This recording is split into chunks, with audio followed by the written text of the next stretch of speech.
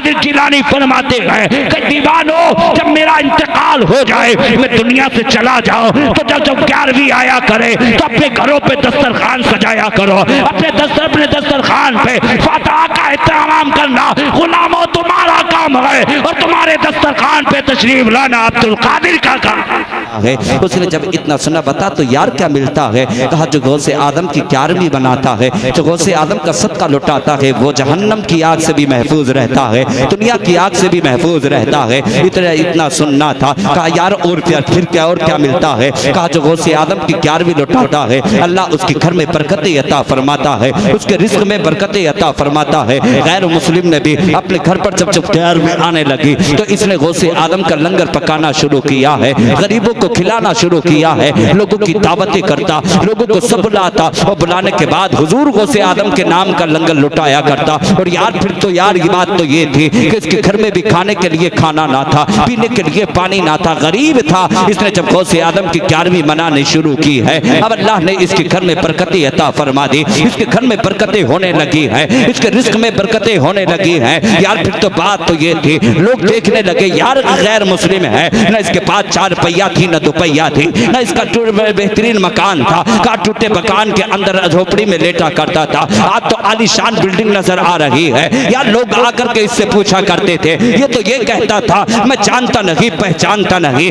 मैंने नाम सुना है कोई बगदाद के गौसे आदम है जो उनकी महफिल सजाता है, अल्लाह उनके रिस्क में बरकतें अता फरमा देता है। कहा मैंने सुना है जो गौस की महफिल सजा देता है अल्लाह उसके रुतबे बुलंद कर देता है। कहा जिस दिन से मैंने उसी गौस की महफिल को सजाना शुरू किया है, गौस की महफिल को सजाना शुरू किया है, अब मुझे लगता है, ऐसा लगता है मैं घर पे बैठा रहता हूँ, ये खुदा की कुदरत है, मेरे घर में ऑटोमेटिक रिस्क आने लगता है। यार कितनी शान है मेरे बगदाद के गौसे आजम की। उसने कहा तब बात चली थी, वो गौसे आजम का लंगर लुटाता रहा, दिनों पे दिन लुटाता रहा। एक दिन वो आ गया है, बीमार हो गया, बिस्तर पे लेट गया है, दवाइयों पे दवाइयाँ की जा रही है, इलाज पे इलाज किया जा रहा है। अब कोई उसका खानदानी करीब आने के लिए तैयार नहीं है, रिश्तेदार आने के लिए करीब तैयार नहीं है, बेटों ने साथ छोड़ दिया है, बेटियों ने साथ छोड़ दिया है, रिश्तेदारों ने साथ छोड़ दिया है, सब दूर हो गए हैं। इसलिए ये गौस की महफिल सजाता है, गौस का दीवाना है, सबने साथ छोड़ दिया है। आखिरी वक्त में जब उसका इंतकाल हो गया,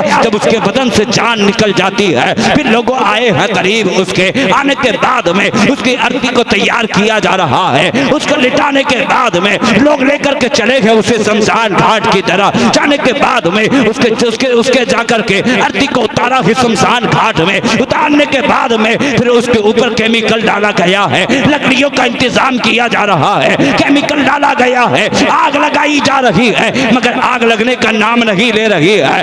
अगर केमिकल डाला जा रहा है, तरह तरह का केमिकल डाला गया है, तेल डाला गया है, मगर आग ने जलने का नाम नहीं लिया है। किसी ने पूछा था यार ये तो बता दे, हम एक केमिकल डालते थे तो हमारे मुर्दे में आग लग जाती थी, मगर हमने हर तरह का केमिकल डाल लिया है, मगर आग नहीं लग पा रही है, वजह क्या है, बिना क्या है। कहा चलो चलते गए, एक इसका दोस्त है जिसका नाम ये है, कहा मुसलमान इसका दोस्त है, ये उसके साथ रहता था, चलो उससे पूछते हैं बात क्या है, हम जलाना चाहते हैं मगर जलता नहीं है। और यार जब गए दोस्त के करीब जाकर के कहने लगे और यार ये तो बता दे, जिस दिन से हम तेरे दोस्त का इंतकाल हुआ होने के बाद में लेकर पहुंचे गए इसकी आरती को शमशान घाट में जाकर के रख दिया है, आग लगाना चाहते हैं मगर लगने का नाम नहीं लेते, बात क्या है, वजह क्या है। क्या तुम क्या पहचानोगे, तुम क्या जानोगे, जानते हो जब इसकी बदन से रो निकलने का वक्त करीब आया था तो बगदाद के गौसे आज़म इसके करीब आए थे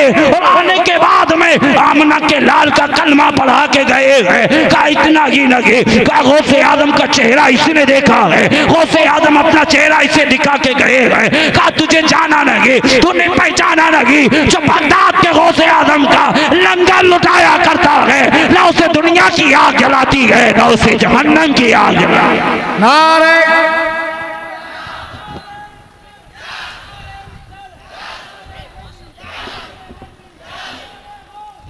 ये है बगदाद के गौसे आजम।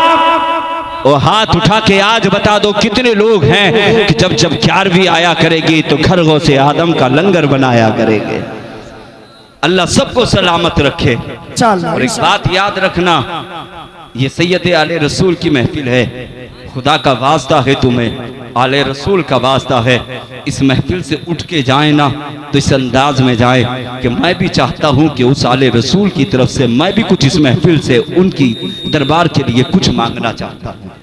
इस चीज का याद रखे, अगर जाए ना जो कुछ है ना वो उसके नाम पे लुटा के चले जाना, इंशाअल्लाह सुबह ना होगी बिस्तर से उठोगे अल्लाह ऑटोमेटिक तुम्हारे घर में रिस्क का इंतजाम फरमा देगा। ये गौसे आदम की शान है, ये है हुजूर गौसे आदम। अब कुछ कहते हैं हाँ नजद की बदमाश औलाद, हाँ न जिनकी सूरत देखने की है न सीरत देखने की है, वो कहते जी 11वीं है क्या? मैं तुम्हें बताऊं, हुजूर गौसे आदम पहली तारीख से और 10वीं तारीख तक आपके दरबार में लोग आया करते, आते ना। 10वीं तारीख तक जितना इकट्ठा होता आपके दीवाने आपके चाहने वाले लुटाया करते। और जब 11वीं आया करती, 11वीं तारीख आया करती तो हुजूर गौसे आजम आमना के लाल के नाम से लुटाया करते। सुभान अल्लाह, आमना के लाल के नाम से लुटाया करते। जब 11वीं आती, 11वीं आई ना हुजूर गौसे आदम है, पहली तारीख से लेकर 10वीं तक आपके दीवाने लुटाते, जो भी आता सब कुछ लुटा दिया जाता।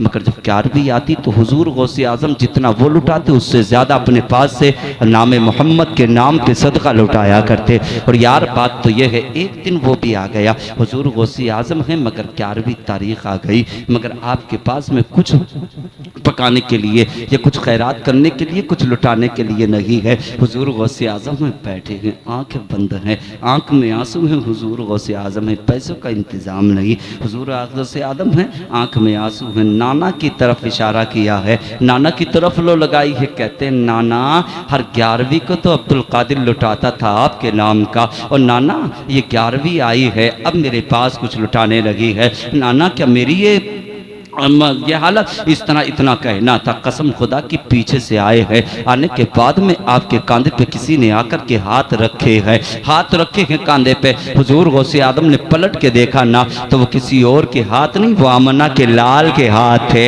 हुजूर गौसे आदम के कांधे पे मेरे मुस्तफ़ा के हाथ रखे थे। हुजूर मेरे मुस्तफ़ा फरमाते अब्दुल कादिर कैसे परेशान है, इतना कहना था। मुस्तफ़ा का चेहरा देखा था अब्दुल कादिर ने, मुस्तफ़ा का चेहरा देखा, मेरे आका फरमाते अब्दुल कादिर कैसे परेशान है। कहा जब 11वीं आती थी मैं आपके नाम का हर 11वीं को लंगर लुटाया करता, आपके नाम का सदका लुटाया करता, मगर इस 11वीं को लुटाने के लिए मेरे करीब कुछ नहीं है, इतना कहना था। मेरे मुस्तफ़ा फरमाते हैं अगर इस 11वीं को नहीं है तो अगली 11वीं आ जाएगी, उस पर लुटा देना, इतना कहना था। हुजूर गौसे आदम फरमाते नहीं, मेरा दिल नहीं चाहता कि मैं अपने नाना के नाम पे मैं इस 11वीं को न लुटाऊं, इतना कहना था। यार फिर देख हुजूर गौसे आदम की शान क्या है, मेरे मुस्तफ़ा के लब हिलने थे। हुजूर गौसे आदम के घर में अल्लाह ने इतना रिज़्क़ अता फरमा दिया कि गौसे आदम लुटाते रहे।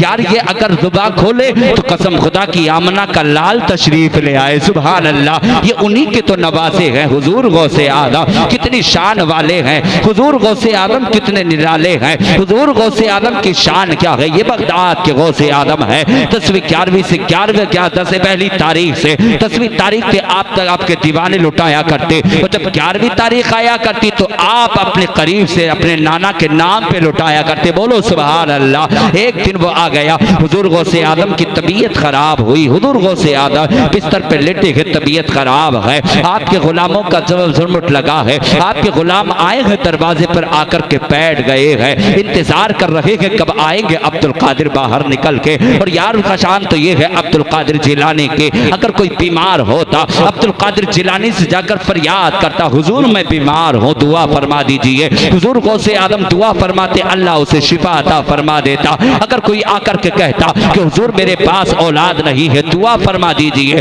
हुजूर गौसे आदम हाथ उठाते दुआ फरमाते, अल्लाह उसे औलाद अता फरमा देता। ये हुजूर गौसे आदम की शान है प्यारे। गौसे आदम से प्यार किया करो, गौसे आदम से मोहब्बत किया करो। सारे लोग इकट्ठा हो गए हैं, सब हुजूर अब्दुल कादिर जिलानी का इंतजार इंतजार कर रहे हैं कब आएंगे अब्दुल कादिर जिलानी। लोग याद लेकर के बैठे हैं। अंदर से गया और जाने के बाद आपके खादिम ने जाकर इत्तला दी है कि हुजूर दरवाजे पे आकर आपके न जाने कितने गुलाम बैठे हैं, आपका इंतजार कर रहे हैं। हुजूर गौसे आदम फरमाते कह तो जाकर के तबीयत खराब है। इतना कहना था। आपके गुलामों की आंखों में आंसू थे। कुछ लोग तो चीखे मार मार करके रो रहे थे। कोई हिचकियां भर रहा है। रोने की आवाज जब अब्दुल कादिर जिलानी के कान में गई थी, हुजूर अब्दुल कादिर जिलानी अपने बिस्तर से उठे हैं, पागल आए हैं, आकर के कहने लगे ओ दीवानो बताओ तुम्हारी आंख में आंसू कैसे हैं, रोने की वजह क्या है, बिना क्या है। कहा हुजूर जब तक चेहरा नहीं देखते दिल को करार नहीं मिलता, दिल को सुकून नहीं मिलता। हुजूर आपके चेहरे का दीदार हो जाता है तो रात सही गुजर जाती है, दिन सही गुजर जाता है। हुजूर अब अपने चेहरा दिखा दीजिए। अब्दुल कादिर जिलानी खड़े हैं, गुलाम चेहरा देख रहे हैं। आकर के लोग फरियाद कर रहे हैं। कोई कहता है हुजूर बेटी बीमार है, दुआ फरमा दीजिए। हुजूर ने दुआ फरमाई है, बेटी को शिफा मिल गई है। कोई कह रहा था कि हुजूर मेरे बच्चे की बड़ा तबीयत खराब है, आप दुआ फरमा रहे हैं, अल्लाह शिफा अता फरमा रहा है। कितनी मोहब्बत करता है परवरदिगार आलम अब्दुल कादिर जिलानी से। यार वो इतनी शान वाले हैं, वो इतनी अजमत वाले हैं। बताना ये चाहता हो जो 12 साल की डूबी हुई नैया को बाहर निकालते उसी को अब्दुल कादिर जिलानी कहा जाता है। जो मुर्दों को जिंदा कर दे उसी को अब्दुल कादिर कहा जाता है। जो जिंदों को मुर्दा कर दे उसी को अब्दुल कादिर कहा जाता है। जब माँ के पेट से कुरान का हाफिज बन के पैदा हो उसी को अब्दुल कादिर जिलानी कहा जाता है। तुमने पहचाना क्या है, तुमने जाना क्या है, तुमने अभी समझा क्या है। मेरे गौस की शान तो ये है, गुलामों ने आकर के फरियाद की थी। अब्दुल कादिर जिलानी फरमाते हैं अब मैं कुछ दिन का मेहमान हो रब के करीब चला जाऊंगा। कहा फिर गुलामों ने कहा फिर हुजूर हम किसके करीब आया करेंगे, हम किसका आकर के चेहरा देखे करेंगे। कहा हुजूर फिर हमारे लिए दुआएं कौन फरमाया करेगा। अब्दुल कादिर जिलानी फरमाते हैं कि दीवानो जब मेरा इंतकाल हो जाए, मैं दुनिया से चला जाऊं तो जब 11वीं आया करे तो अपने घरों पे दस्तरखान सजाया करो। अपने दस्तरखान पे फातिहा का एहतराम करना गुलामों तुम्हारा काम है और तुम्हारे दस्तरखान पे तशरीफ लाना अब्दुल कादिर का काम।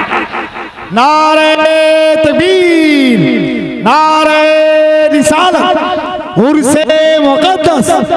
ये है अब्दुल कादिर। हुजूर अब्दुल कादिर जिलानी फरमाते हैं गुलामों घर पे फातिहा का एहतमाम करना तुम्हारा काम है और तुम्हारे घरों पे तशरीफ लाना ये अब्दुल कादिर का काम है। ये बड़े पीर साहब हैं, कितनी शान वाले हैं बड़े पीर साहब, जवाब नहीं। आओ मैं तुम्हें बताते हुए चलूं। हुजूर अब्दुल कादिर जिलानी एक मर्तबा जो है हुजूर अब्दुल कादिर ये आप नदी के करीब से गुजर रहे थे। नदी के करीब से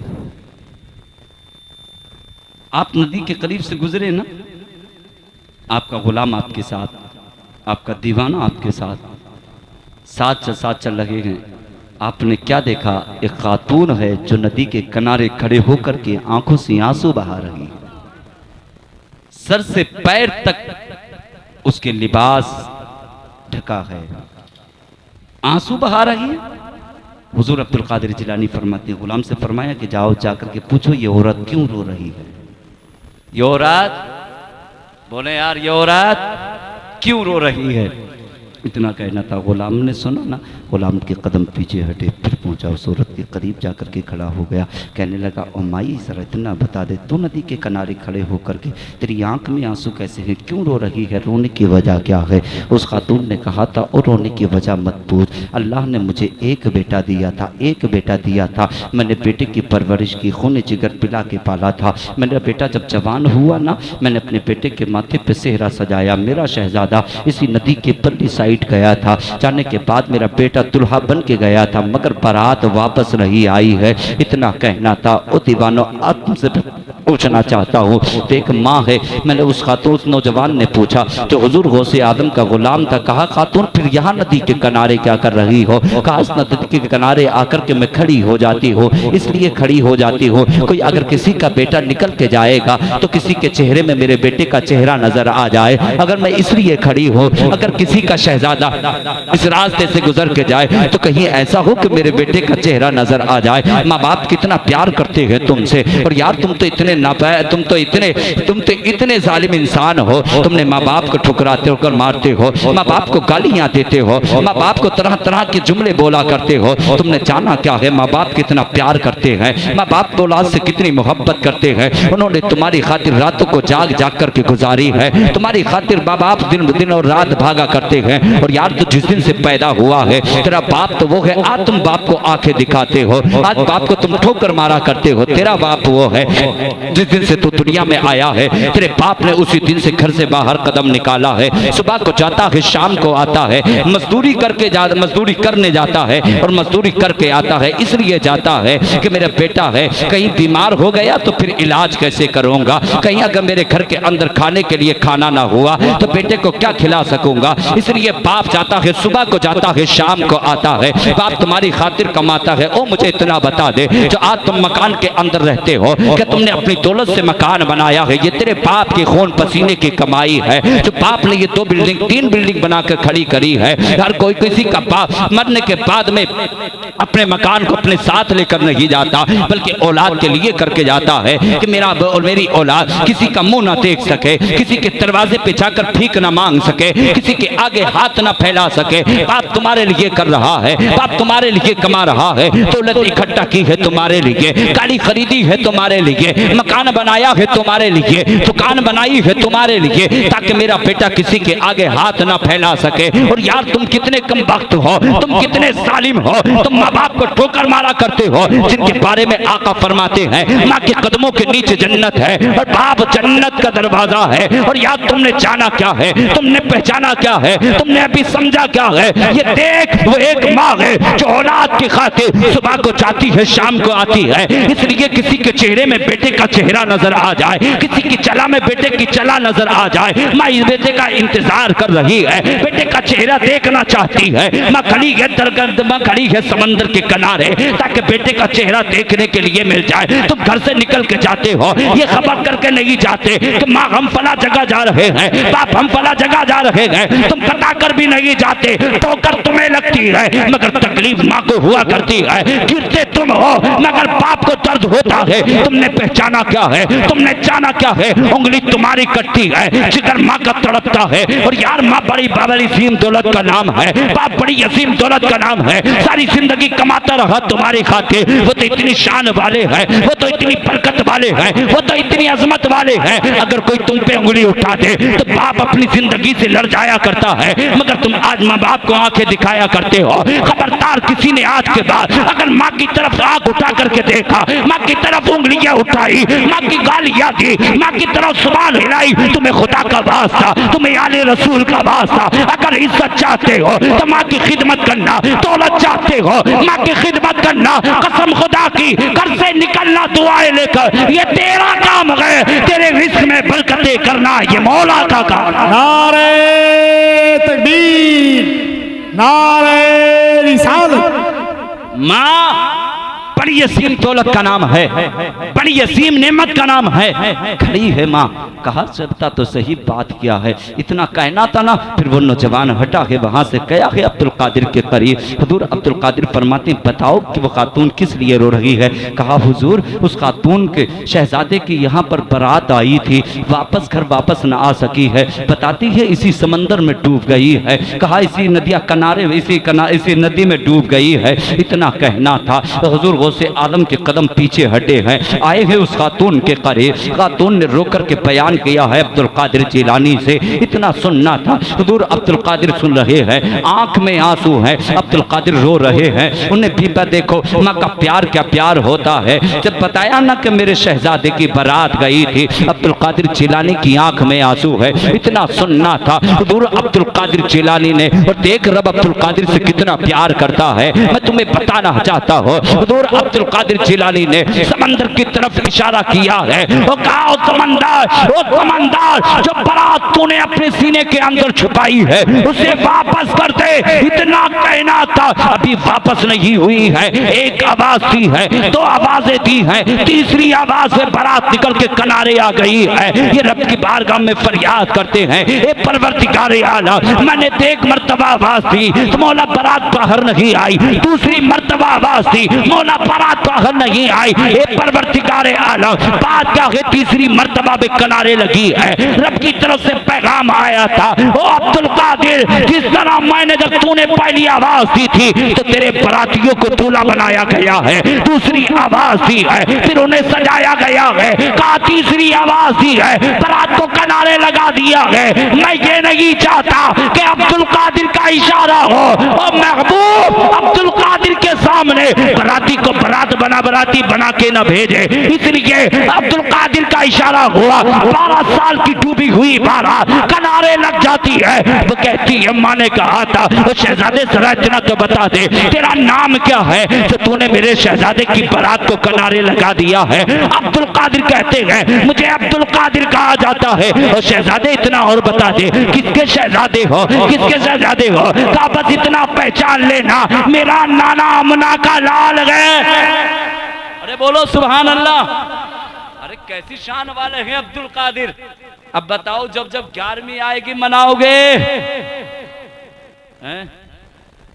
कुछ नहीं, हाथ उठाएं, ऐसा लग रहा है कि कुछ नहीं, करते ही नहीं है। अरे जब जब 11वीं आएगी अल्हम्दुलिल्लाह, नेपाल वाले हो या कोई भी हो, अल्हम्दुलिल्लाह हम गौसे आजम का लंगर लुटाएंगे, गौसे आजम का लंगर लुटाएंगे। इसलिए दीवानों जब जब 11वीं आया करे हुजूर गौसे आदम के नाम का लंगर लुटाया करो, गौसे आदम की 11वीं मनाया करो। आप देख रहे, मैं आपको बताऊं, मैं आपको बताना चाहता हूं, जो माँ बाप से मोहब्बत करता है, माँ बाप से प्यार करता है, माँ बाप से इश्क करता है, तो याद रखना मैं आपको बताऊं, ये आपके सामने डॉक्टर अपने जो बैठे हैं ना, रूहुल अमीन साहब, ये बैठे हैं डॉक्टर रूहुल अमीन साहब, जानते हो ये सब कुछ इनके पास जो दौलत है ये माँ बाप की दुआओं का करम है। सुभान अल्लाह, दुआओं का करम है। पूछिएगा इनसे। कहा जब मैं पढ़ने के लिए जाता, आप फरमाते जब मैं पढ़ने के लिए जाता तो मेरे बाप ने आकर के मुझे कितने 115 रुपए दिए, कमा करके लेकर के आए, कमा करके लेकर के आए हमारे बाप। खून पसीने की कमाई थी वो बाप की, जो आज अल्हम्दुलिल्लाह बेटा बेहतरीन कुर्सी पे बैठा। ये माँ बाप की दुआओं का करम है। तुम क्या पहचानो, माँ बाप सारा सारा दिन भाग के रातों रातों जाग करके तुम्हें उन्होंने पढ़ाया, और आज तुमसे इतना नहीं होता कि तुम अपने हाथ से अपने बाप को एक लुकमा बनाकर खिला सको। होना चाहिए, जरूरी है। आज की इस नूरानी महफिल से ये पैगाम लेकर के जाओ कि इंशाअल्लाह कभी जिंदगी में माँ बाप का दिल नहीं दुखाएंगे, माँ बाप को नहीं रुलाएंगे, माँ बाप की इज्जत करेंगे, माँ बाप से प्यार करेंगे, माँ बाप से मोहब्बत करेंगे, उनका एहतराम करेंगे, कभी उनको उफ तक नहीं कहेंगे। इसलिए गौसे आदम की महफिल में आने वालों, गौसे आदम के चाहने वालों की महफिल में आने वालों, आले रसूल की महफिल में आने वालों, कसम खुदा की इस महफिल से ये पैगाम लेके जाना, कभी ज़िंदगी में माँ बाप का दिल मत दुखाना, कभी माँ बाप को मत रुलाना। माँ बाप बड़ी अजीम दौलत का नाम है, बड़ी अजीम नेमत का नाम है। जब तक इनके चेहरे सामने रहते हैं हम कदर नहीं करते, जब इनके चेहरे हमारी निगाहों से दूर हो जाते हैं तो फिर यार हम आंखों से आंसू बहाते हैं, दरवाज़ों पे बैठ कर के हम रोया करते हैं। जानते हो जब ईद का दिन आता है, नई ईद का दिन आता है, तो हर किसी का बाप, हर किसी की माँ अपने बेटे को सीने से लगाती है, मगर जिनके बाप नहीं होते ना, तो फिर वो दरवाजे पे खड़े होकर के आंखों से आंसू बहाते हैं। फिर सोचते हमने कितनी बड़ी अजीम नेमत को खो दिया, कितनी बड़ी अजीम दौलत को खो दिया। इसलिए माँ बाप से प्यार किया करो, माँ बाप से मोहब्बत किया करो, माँ बाप से इश्क किया करो। इसलिए कि जब माँ बाप से मोहब्बत करोगे दुआएं उनकी होंगी, करम मदीने वाले का होगा, करम मदीने वाले का होगा। ये शान निराली है।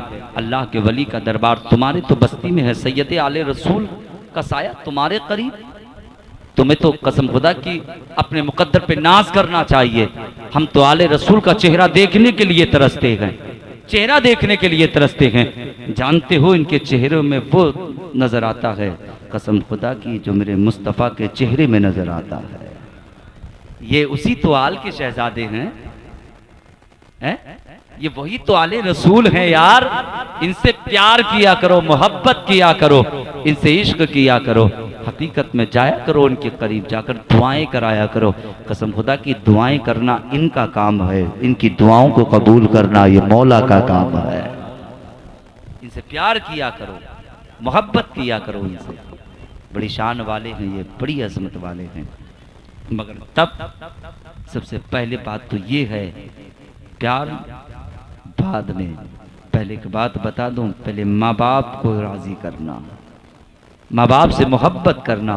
वो नाराज हुए, वो तुमसे अगर नाराज हुए, तुम लाख मज़ारों पे जाओ, लाख खानकाहों में चले जाओ, कितनी इबादत कर लो, कितने रोज़े रख लो, कितनी ज़कात दो, कितनी हज करो, याद रखना माँ बाप नाराज हैं तो फिर रब उसकी कोई इबादत कबूल नहीं करेगा। जिनसे माँ बाप राजी होते हैं अल्लाह उनकी इबादत को कबूल करता है। मस्जिद नबी है, उसका मुसल्ला है, उसी मुसल्ले पर आमना का लाल है। वो मुस्तफ़ा है जो मुस्तफ़ा इस महीने में 12 रबीउल अव्वल को तशरीफ़ लाए हैं। वही आका है, मुसल्ले पे है। आका फरमाते हैं, मेरे आका के सहाबी खड़े हैं, सब मुस्तफ़ा के करीब हैं। मेरे आका फरमाते हैं, ओ दीवानो ये मुसल्ला हो, इस मुसल्ले पर आमना का लाल हो, इस मुसल्ले पर आमना का लाल हो, हालत नमाज में हूँ। हुजूर फरमाते हैं मैंने सूरे फातिहा को पढ़ना शुरू किया हो, मुकम्मल ना हुई हो, और उसी दौरान मेरी माँ आमना मुझे पुकार के कहे मोहम्मद। मुस्तफ़ा फरमाते नीयत को तोड़ दूँ, मुसल्ला छोड़ दूँ, माँ के करीब चला जाऊँ। आका के सहाबी फरमाते या रसूल अल्लाह नीयत तोड़ के, मुसल्ला छोड़ के माँ के करीब? आका फरमाते अल्लाह उन्हीं की इबादत कबूल करता है जिनके माँ बाप राजी होते हैं। ये देख क्या है माँ बाप का मर्तबा, क्या है माँ बाप की शान। इन्होंने परवरिश की तेरी, अब तेरा फर्ज बनता है, अगर अल्लाह ने तेरे बाजुओं में ताकत दे दी तो कमाने लगा। अब तक जब तक तू जिंदा रहे और जब तक ये जिंदे रहे अब तू इनकी खिदमत करता रहे। अगर सारी जिंदगी भी माँ बाप को तू खाना खिलाता रहे, पानी पिलाता रहे, सारी माँ बाप सारी जिंदगी तू इनकी खिदमत करता रहे, तो याद रखना माँ के एक दूध के कतरे का हक अदा नहीं कर सकता। ये माँ का मर्तबा है। मिला कैसे है अब मैं बताऊं। हुजूर गौसे आदम की शान की माँ नमाजी है, परहेजगार है, इबादत गुजार है। आपकी वालदा की शान तो ये है, जब आप सुबह की अजान होती, नमाज फज्र पढ़ती, फिर कुरान की तिलावत किया करती। जब तक कुरान की तिलावत नहीं कर लेती तब तक किसी काम को हाथ बोले हाथ। और हमारे घर की औरतों के हाल तो ये है कि इनकी जब सुबह होती है तो गालियों से होती है, तिलावत से नहीं, गालियों से शुरू होती है। अरे तुझे नहीं बकेगी तो बच्चे बेटे को बकेगी। हाँ, गालियों से शुरू होती है। और देख ले मेरे महबूब के नवासी की माँ हुजूर गौसे आदम की वालदा की जिंदगी देख। जब वो नमाज फजर का वक्त होता, नमाज पढ़ती हैं, कुरान की तिलावत करती हैं, फिर फनाया शुरू करती है, कुरान की तिलावत करती। हुजूर अब्दुल कादिर फरमाते हैं जब माँ कुरान की तिलावत करती तो मैं माँ के पेट में रह करके उसको सुना करा करता, और मैं सुन करके मैंने उस कुरान को याद किया है। ये अब्दुल कादिर जिलानी है। अगर हाँ आज की माएँ भी अगर कुरान की तिलावत करने लगे, नमाज की पाबंद हो जाए, झूठ बोलना छोड़ दे, आपस में औरतें ये चार औरतें बैठकर चुगली चोरी करना छोड़ दे, कसम खुदा की आज भी इनके पेट से अगर बेटा पैदा अगर गौसे आदम नहीं है तो गौसे आदम का गुलाम पैदा जरूर होगा।